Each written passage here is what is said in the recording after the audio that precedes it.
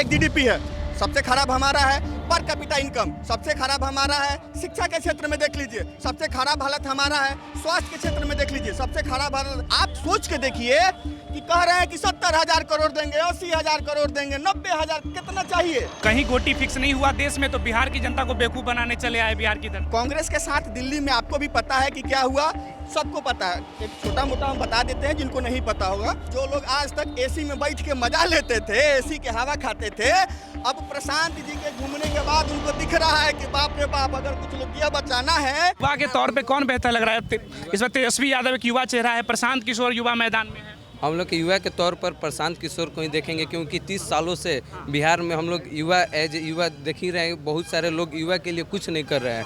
हमारे लोग जो एज का, हम लोग जो एज के रह रहे हैं, सभी लोग ट्रेन पकड़ के दिल्ली, गुजरात, ये अदर स्टेट में जा रहे हैं। बिहार का बेड़ा गर्क करके रख दिए है आरजेडी हो या नीतीश। 30 सालों से इन लोग आपस में ही सत्ता का बंटवारा करके जनता को मूर्ख बना रहे हैं। जाति के आधार पर सबको भेदभाव करके वोट ले रहे हैं। आपके विधायक तो भाजपा से है ना?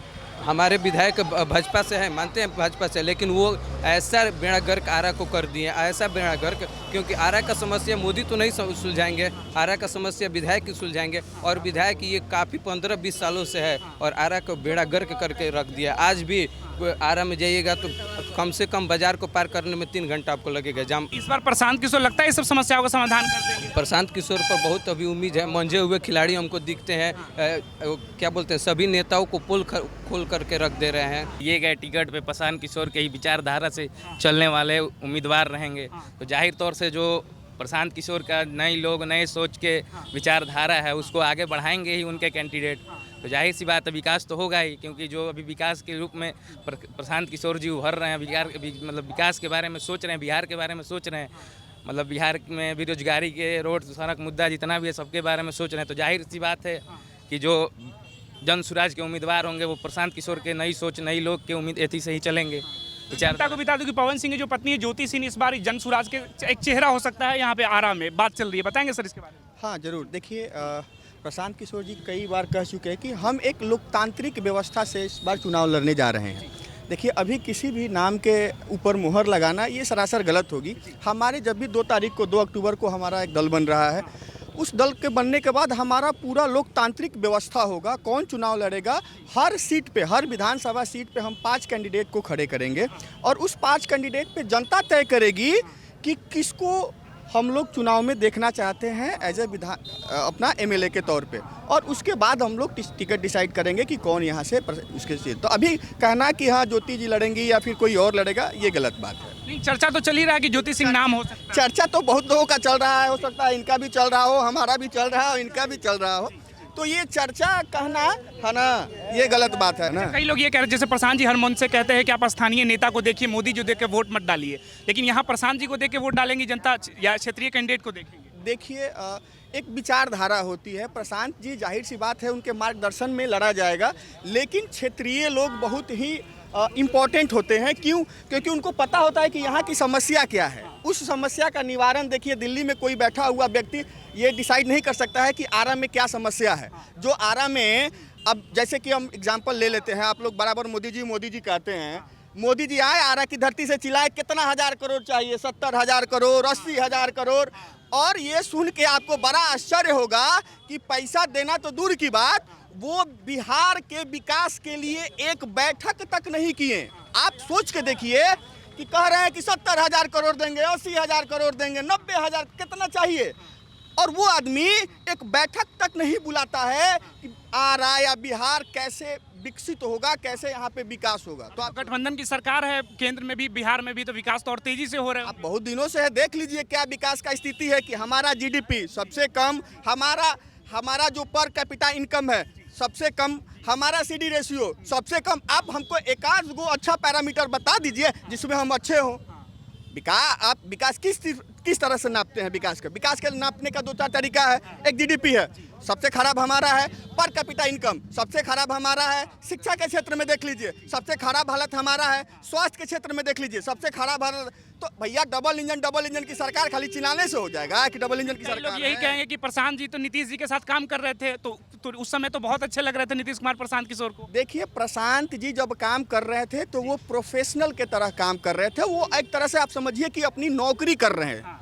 तो नौकरी करना उनका ये कर्तव्य था कि कैसे जिताएं कैसे हराएं, है ना। वो उनका किसी विचारधारा को लेकर देखिए वो बीजेपी के साथ भी रहे हैं। और ये जान के आपको आश्चर्य होगा कि जितना बीजेपी के साथ रहे उससे ज़्यादा वो अदर पार्टियों के साथ रहे हैं। टीएमसी के साथ रहे हैं, स्टालिन के साथ रहे हैं, अरविंद केजरीवाल के साथ रहे। तो वो किसी विचारधारा को लेके उस समय नहीं थे। अब उनकी एक अपनी पार्टी बनेगी जो अपने विचारधारा पे काम करेगी।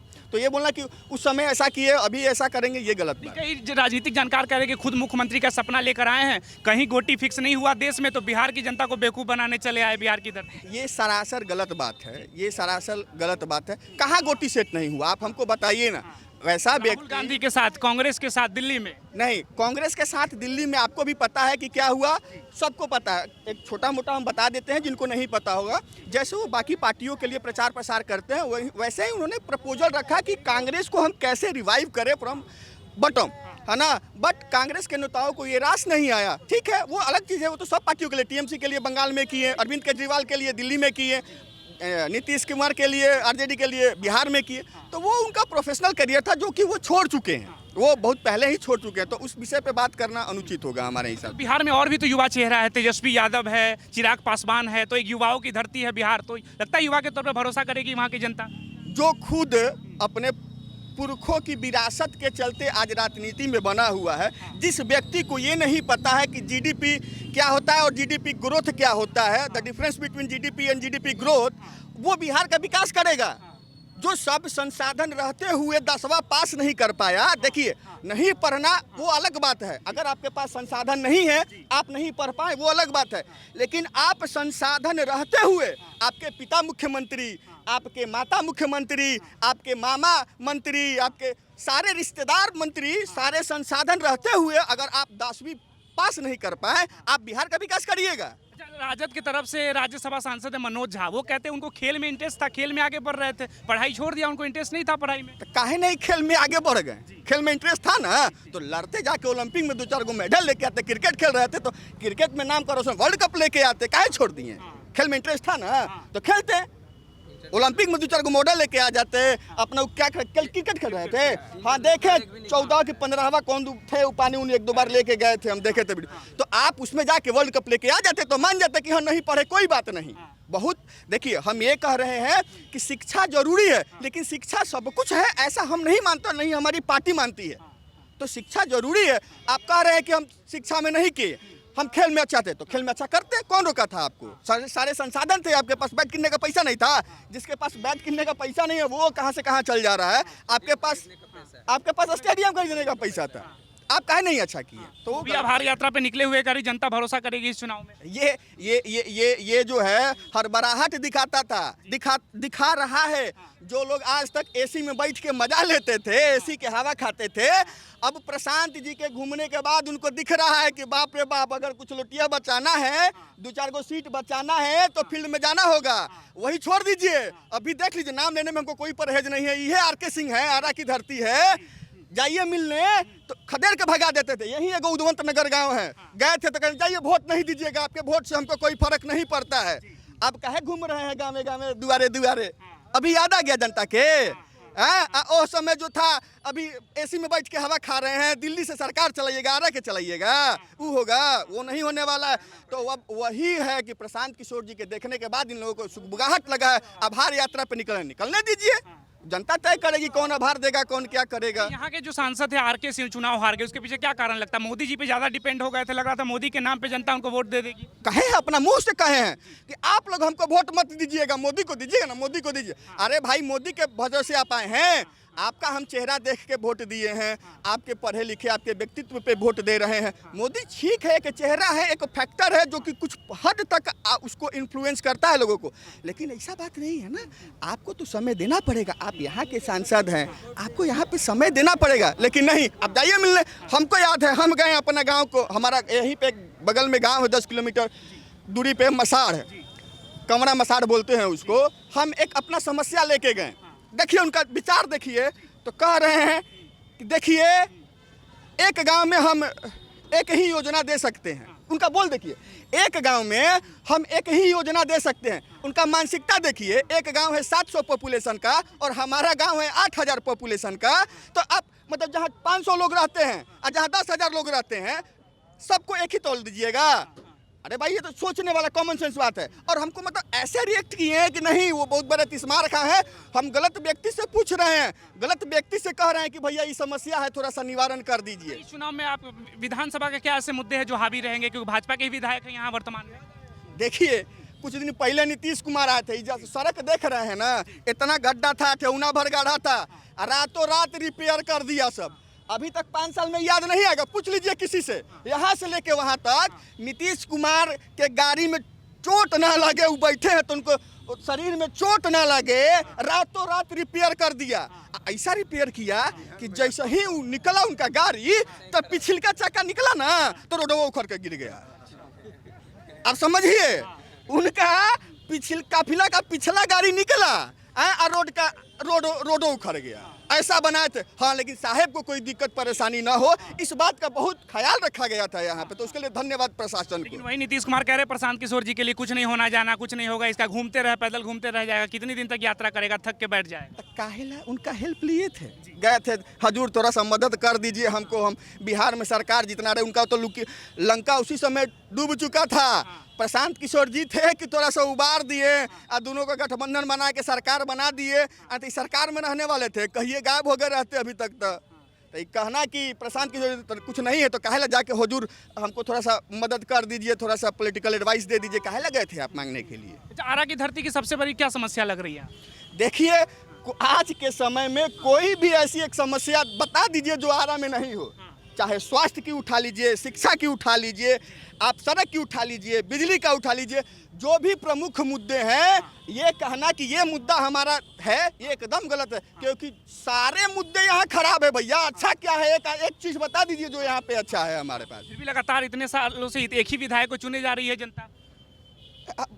वो हो कि मोदी जी के नाम पे अब कहिए कि जनता को ये एहसास हो रहा है, यहाँ पे जितने लोग हैं, आप पहले इंटरव्यू ले रहे थे, सीधा से एक बार गलती हो गया भैया, तो गलती हमसे हुआ है, यहाँ की जनता से हुआ है, तो प्रायश्चित भी हम ही करेंगे, प्रायश्चित भी हम ही लोग करेंगे। देखना अगली बार क्या करते हैं क्या नहीं करते, यहाँ की जनता तय करेगी। सच्चाई है कि मुस्लिम वोट बैंक राजद के पाले में वोट डालती है, लालू जी के लिए वोट डालती है? उनको बस खाली है कि राम मंदिर के नाम पर हम वोट लेंगे, लेकिन समय बता देगा कि क्या है। आदमी अब जागरूक हो गए हैं, पहले वाली बात नहीं है, अब सब समझ गया है जनता। तो इस चुनाव में मुस्लिम वोट बैंक लालू जी के साथ या प्रशांत किशोर जी के साथ? अब अपना है तो बुरा भी रहेगा तो हम उसी को देंगे, लालू जी को ही देंगे। हम लालू यादव को देंगे। लालू जी में ऐसा क्या खासियत है जो मुस्लिम वोट बैंक वहीं चिपका रहेगा? कम से कम जात पात को लेकर तो नहीं नो बांटेंगे, हिंदू मुस्लिम तो नहीं नो करेंगे, एक भाईचारा बनाकर रखेंगे ना, इसलिए हम लोग उन्हीं को हम सपोर्ट करें। मुस्लिम ये कह रहे हैं कि हमको हक नहीं दिया राजनीति में, बस हमारे वोट बैंक का इस्तेमाल किया। वो सब आ रहे हैं लोग, अब बहुत लोग कैराना से देखिए, बहुत लोग सांसद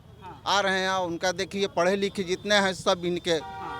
लेकिन आपने लालू जी का भी सरकार देखा होगा, अब तेजस्वी आए हैं, एक सर्वे कह रहे सबको बदल बदल कर देखते रहना चाहिए, सबको देखना चाहिए। एक नया चेहरा है प्रशांत। लोग सोचे कि मोदी आए हैं, गुजरात को बना दिया, हम लोग भारत को भी, पूरा इंडिया को बना देंगे, लेकिन देखें तो अपना पूरा गुजरात बना दिए और दूसरा राज्य बिहार को कोई फायदा नहीं हुआ भाजपा सरकार नहीं है। तो एक नया चेहरा है प्रशांत किशोर, उस पर लग रहा है जनता भरोसा। देखिए यहाँ जात पात का है, यहाँ पर जात पात का है कि इनको नहीं बनने देंगे, इनको नहीं। आपके राजनीतिक दही तो ये कह रहे हैं कि मुख्यमंत्री का ख्वाब देख रहे हैं, इसलिए जनता के बीच जा रहे हैं। नहीं, प्रशांत किशोर जी तो खुद बोले हैं कि हम कभी मुख्यमंत्री नहीं बनेंगे बिहार को, वो निचले तबके से ले जाएंगे ऊपर से उठाकर, वहाँ पर अपना मुख्यमंत्री का चेहरा देंगे। तो स्टार्टिंग में ये भी कह रहे थे कि हम पार्टी नहीं बनाएंगे, हम तो ऐसी पद यात्रा। ऐसा तो वो कभी नहीं बोले हैं कि पार्टी नहीं बनाएंगे, वो कई बार ऑन कैमरा बोला उन्होंने। पार्टी 2 साल पहले से हुआ है कि पार्टी का गठन होगा, बिहार में नए पार्टी का गठन होगा, क्योंकि बिहार के लोगों को नया चेहरा चाहिए।